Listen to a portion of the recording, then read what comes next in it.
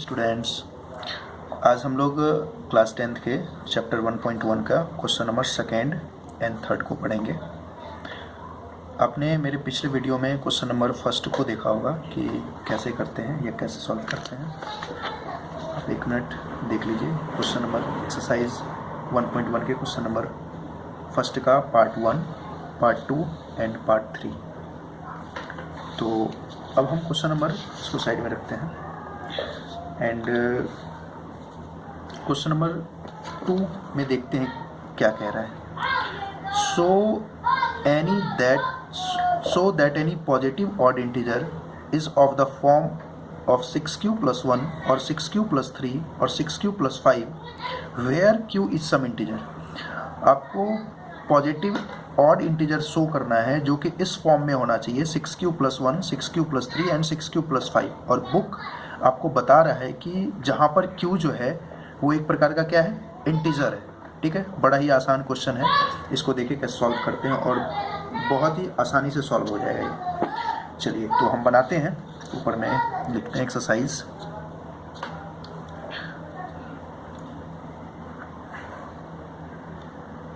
Exercise 1.1 के question number second. ठीक है, तो सबसे पहले क्या करेंगे, हम मानेंगे लेट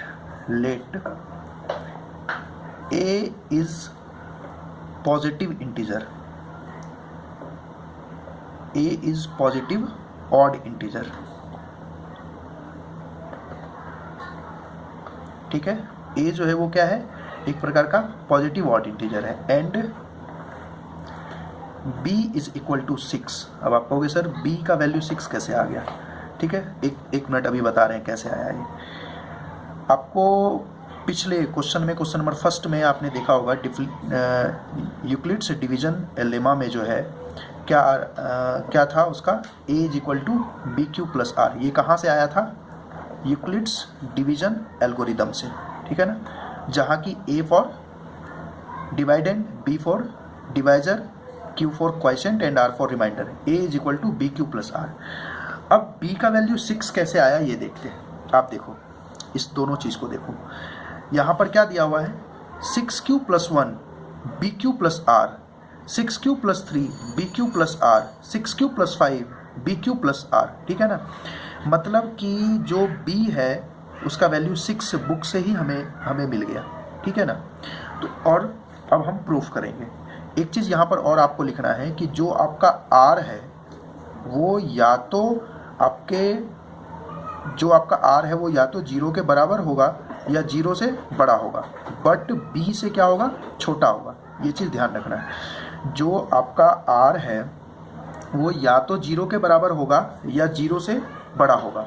ठीक है, एंड b जो है वो r से बड़ा होगा। अब एक चीज़ बताइए आप कि r का वैल्यू क्या क्या हो सकता है, पॉसिबिलिटी क्या क्या वैल्यू है r के होने का। तो एक चीज़ तो क्लियर हो गया ना कि जो b का वैल्यू है वो 6 है। ठीक है, और ये भी क्लियर है कि जो r है वो ऑलवेज b से क्या है, ऑलवेज b से छोटा है। तो मतलब कि या तो जो वैल्यू है r का वो 5 तक होगा, मतलब कि 0, 1, 2, 3, 4, 5, क्योंकि 6 तो ले नहीं सकते हम, क्योंकि ये कह रहा है कि जो b है आपका वो r से बड़ा है और r जो है वो b से छोटा है। मतलब कि अगर ये 6 है b तो ये हमेशा जो है इससे छोटा ही होगा। ठीक है, चलिए लिखिए। तो यहाँ पे फटाफट लिखते हैं, possible value of r is equal to 0, 1, 2, 3, 4 and 5। यही तो होगा ना। r का वैल्यू हम मैक्सिमम 5 तक ले सकते हैं क्योंकि b का वैल्यू 6 है, तो हमेशा वो क्या होगा, 6 से कम ही रहेगा ना, तो 5 तक ले लिए।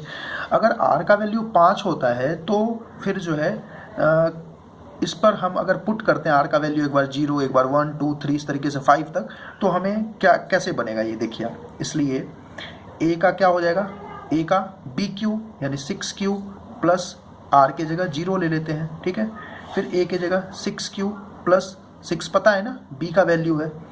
ठीक है, 6q plus 1 a is equal to 6q plus 2 a is equal to 6q plus 3 a is equal to 6q plus 4 a is equal to 6³ + 5, बस यही होगा ना। जब ये होगा तो अब एक चीज़ बताइए, इसमें आपको ऑड पॉजिटिव ऑड इंटीजर दिख रहा है क्या? जी सर दिख रहा है, यहाँ पर देखिए 1, 3 एंड 5, ये ऑड है कि नहीं? 1, 3 एंड 5 ये पॉजिटिव ऑड इंटीजर है ना, तो बस इसी को तो लिख देना है, यही तो शो करना था हमें। लिखिए, इसलिए positive odd integer are 6³ + 1, 6³ + 3 and 6³ + 5। हो गया जी, कोई दिक्कत नहीं ना। चलिए नेक्स्ट क्वेश्चन नंबर 3 की तरफ हम बढ़ते हैं। हम देखते हैं क्वेश्चन नंबर 3 क्या कह रहा है। क्वेश्चन 3 है बुक में हमारा, ये रहा क्वेश्चन नंबर 3। चलिए इसको पढ़ते हैं आराम से, बहुत ही इजी क्वेश्चन है और आप समझिए और बहुत ही आसानी से बन जाएगा ये। An army contingent of 616 members is to march behind an army band of 32 members in a parade. The two groups are to march in the same number of columns. What is the maximum numbers of columns in which they can march? अच्छा जी, तो मतलब कि इसमें HCF निकालना है हमें। अब आप कहोगे सर कैसे समझे कि इसमें HCF ही निकालना पड़ेगा? आपको बता दें कि जिस जगह पर आपको मैक्सिमम नंबर पूछा जाए, हाईएस्ट नंबर पूछा जाए, उस जगह पर हम HCF ही निकालते हैं। मतलब कि यहाँ पर दोनों मेंबर के बारे में है ना दिया हुआ, और इसमें मैक्सिमम क्या पूछ रहा है कि maximum number of columns in which they can march, तो 616 एंड 32 का हम HCF निकालेंगे, राइट। हमेशा ध्यान रखना है, मैक्सिमम नंबर जहाँ दिखे, हाईएस्ट नंबर जहाँ पूछा जाए वहाँ पर HCF निकालते हैं। HCF का फुल फॉर्म तो पता होगा सबको, नहीं पता है तो एक बार बता दे रहा हूँ मैं। HCF का फुल फॉर्म होता है हाईएस्ट कॉमन फैक्टर, ठीक है। तो आइए देखते हैं कैसे इसको सॉल्व करते हैं, ठीक है। चलिए क्वेश्चन नंबर 3 के लिए हमें लिखना पड़ेगा यहाँ पे HCF इज इक्वल टू 616 और 32 का, यही है ना बुक में? हाँ सर।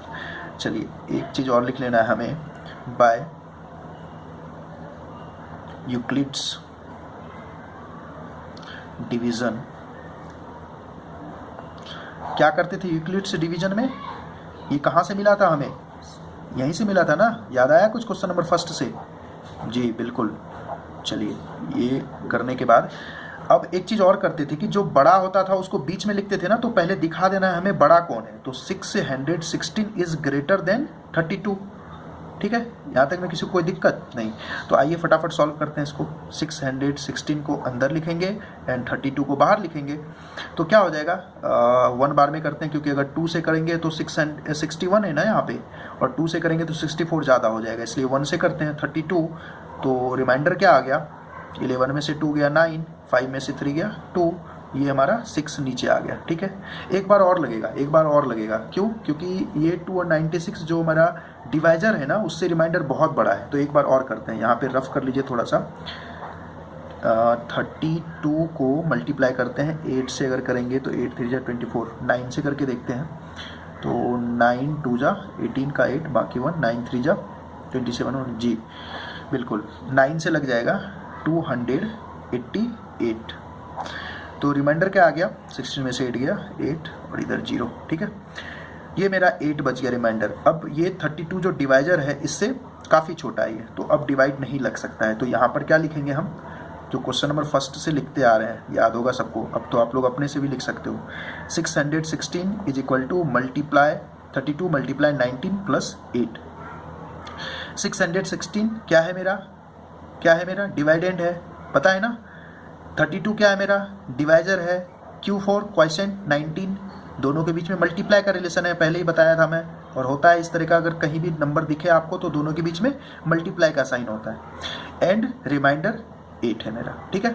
चलिए अब ये 32 मेरा डिवाइडेंड हो जाएगा, और देखिए एक डायरेक्ट कट जाएगा, 8 4 जा 32 कट गया, मेरा रिमाइंडर 0 आ गया। जी सर।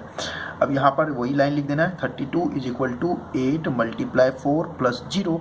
और मैं याद होगा आपको क्वेश्चन नंबर 1 में ही बताया था कि जिस स्टेप का रिमाइंडर 0 आ जाए आपके पास, उस स्टेप का जो आपका डिवाइजर है वही HCF होगा। ये क्या होगा? HCF हो जाएगा, है ना। ऐसे आपको पेपर में नहीं लिखना है, मैं ये बस समझाने के लिए आपको लिखा हूँ, ठीक है। तो यहाँ लिख देंगे HCF ऑफ 616 एंड 32 इज 8। कोई दिक्कत? एक लाइन और लिख देते हैं नीचे, the army can March is 8 columns. ठीक है ना? चलिए एक बार फिर से आप सीन कर लीजिए। क्वेश्चन नंबर 1 एंड 2 दोनों हो गया। अब हम क्या करेंगे नेक्स्ट वीडियो में, क्वेश्चन नंबर 4 एंड 5 दोनों को कंप्लीट करेंगे। तो इस तरीके से मेरा एक्सरसाइज 1.1 पूरा कवर हो जाएगा। Okay, thank you.